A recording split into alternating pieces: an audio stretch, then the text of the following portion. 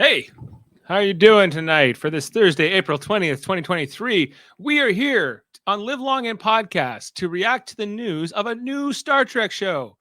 Can you believe it? I'm excited, aren't you? I'm Dave Mader, joined with Davan Skelhorn here on Live Long and Podcast. And we're starting a whole new podcast within our world because there will be a new Star Trek show. Star Trek Starfleet Academy has been announced, or that's at least the working title for now. Production will start next year, and presumably we're going to be seeing the show the year after that in 2025. We're just kind of break down this news and see what we think. And this will be the first installment when those episodes do come out. So we'll be kind of able to look back at this and say, hey, that's what we thought about. That's how we felt about it when it came out, versus like how we'll react to the first episode probably 2 years from now.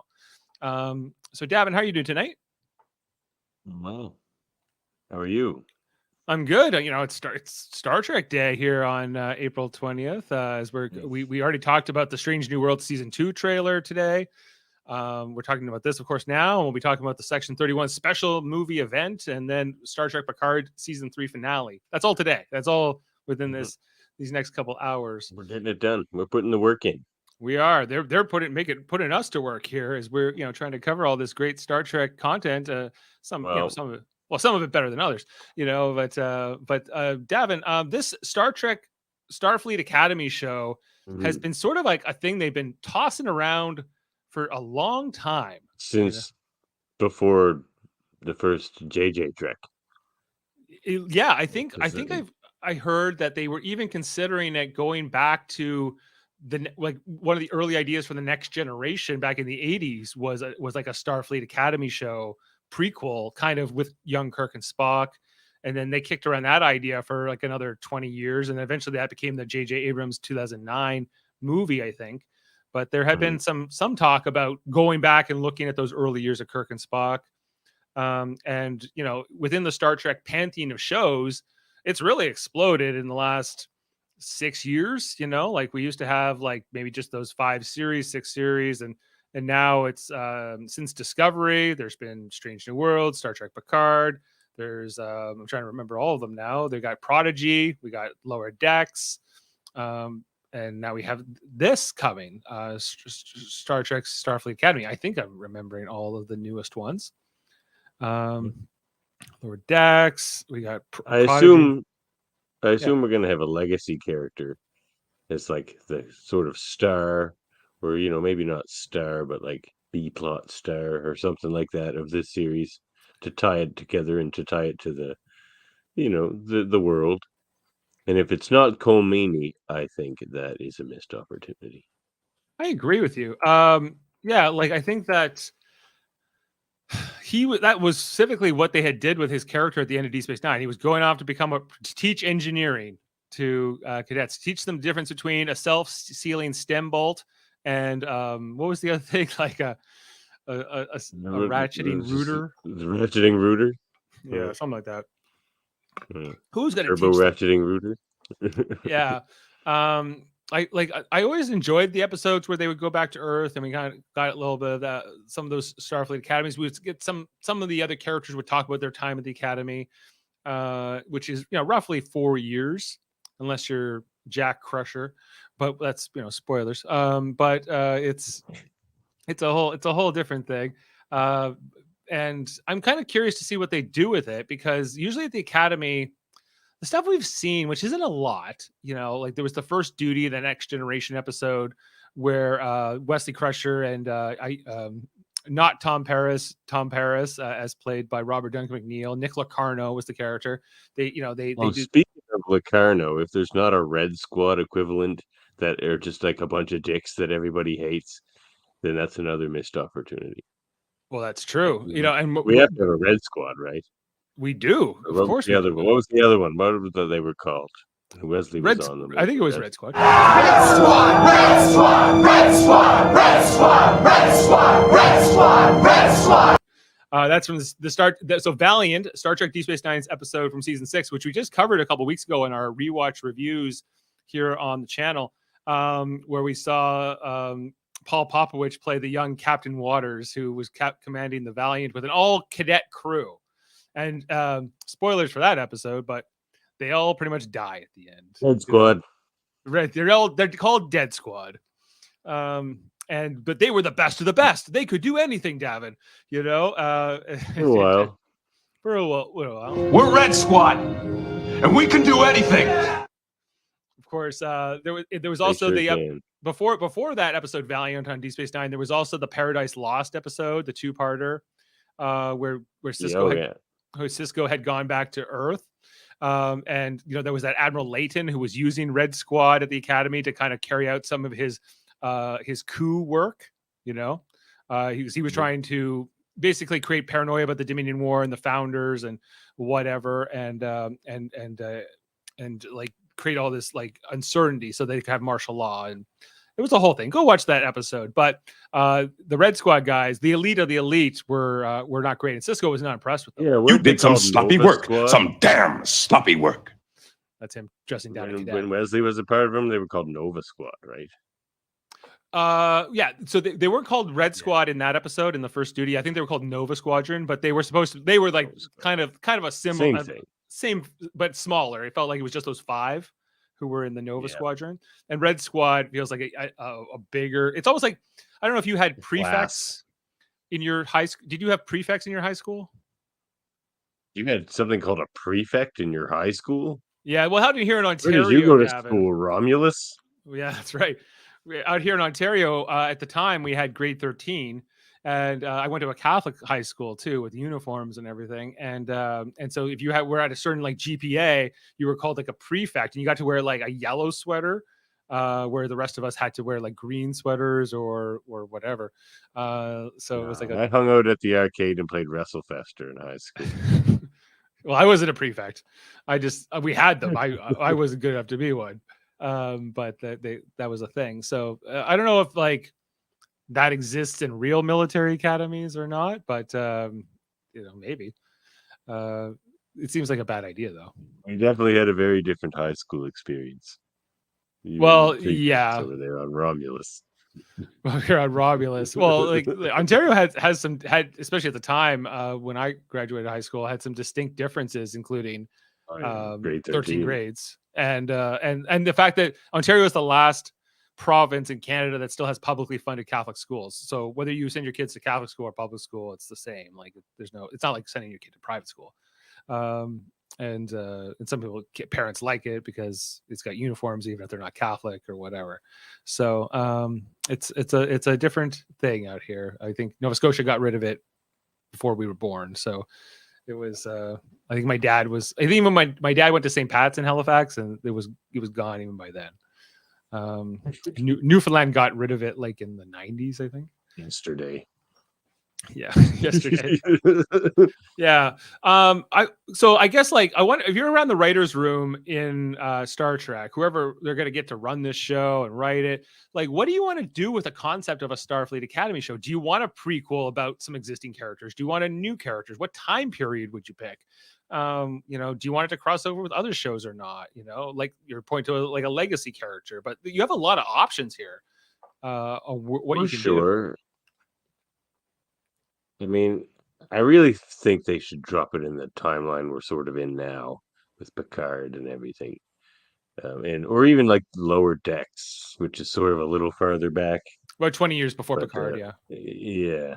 Like and Prodigy's so Prodigy and like Lower Decks are in that 2380s period. And then like Picard is like in the early 2400s, and then you got Strange New Worlds, which is set in like a whole 100 years before any of that, almost 150 years before any of that. And I guess you can put it anywhere, but like the farther back you go, the more stuff you have to worry about tripping over, or you're just boxed in more. And yeah, I agree. Like that's why prequels aren't great. I know Discovery's not your favorite show, but they also have the option to do it around Discovery and bring Tilly over, because Tilly kind of leaves Discovery and to go work at the Academy in season 4, I think. Well, that's a terrible time period, because then like that's going to be running right up against like, well, I mean, it's right in there with Strange New Worlds, I guess. It's not. because spoilers for Star Trek Oh Discovery, yeah, but they're like, you mean you way in the future? they're in the 31st century Oh now. no, don't put it there where nobody cares. Yeah, I Like, know. Exactly. no, Because that's terrible. Like, there's this thing don't called the doom the show. burn, and it kind of destroys the Federation for like 100 That was years, and then they have that to was a rebuild it. So no. yeah, Look, but that's that. let's not do that. Let's put Cole Meany in there, a character with more personality than the entire cast of Discovery, and like go from there. You can have Julian pop in every now and then, see his old buddy. Hey, I'm all for it. If they can convince Cole Meany to come back and do this, which I think is going to be a Why wouldn't he? Why hard wouldn't thing he? to convince him to do, because You don't apparently think they've he been would come back to lead a show? like at this age. How old is Cole Meany these days? Like I How don't old know. is Patrick Stewart? Well, fair enough. No, but Cole Meany's still a very working actor. He Cole just did Meany's Hell on almost Wheels, 70. and Cole Meany will be but turning he's 70 next month. So he's still 10 a years younger working than actor. Patrick Stewart. He's closer to like Jonathan Frakes' age. I mean, if it's not like Cole Meany, it's got to be Kate Mulgrew, and she's older than Cole Meany, likely. Would you be okay if they just give us all new characters? For the rest of the show, but I want someone in there. Like, I want it to be Coleman Keiko, like, and Rosalind Chow. I want it to be And O'Brien, Molly? Keiko, and Molly. Yeah. And Kira Yoshi? And Kiriyoshi. Kiriyoshi could be one of the characters that's going to the academy. He would be Sure. about the right age.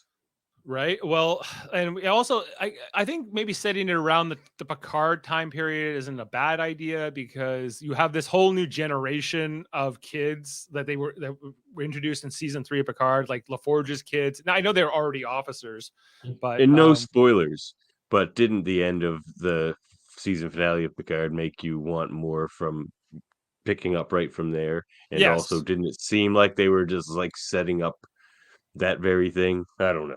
Anyway, Yes no and no. spoilers. We'll get into it when we get to our Picard review in just a little while.